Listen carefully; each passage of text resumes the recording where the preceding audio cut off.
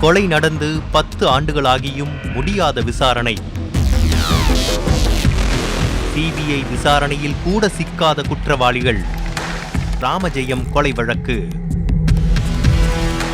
2012 March 29ஆம் தேதி அதிகாலை 5:30 மணி. வீட்டிலிருந்து நடைப்பயிற்சிக்காக வெளியே சென்ற அந்த நபர் சில நிமிடங்களில் ஒரு கும்பலால் காரில் கடத்தப்படுகிறார்.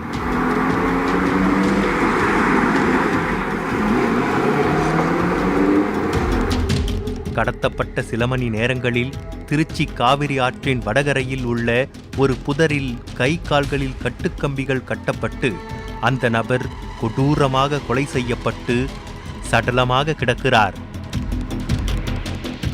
இந்த கொடூர கொலை சம்பவம் தமிழ்நாட்டில் பெரும் அதிர்வலைகளை ஏற்படுத்தியது. அரசியல் வட்டாரத்தில் பரபரப்பை உண்டாக்கியது.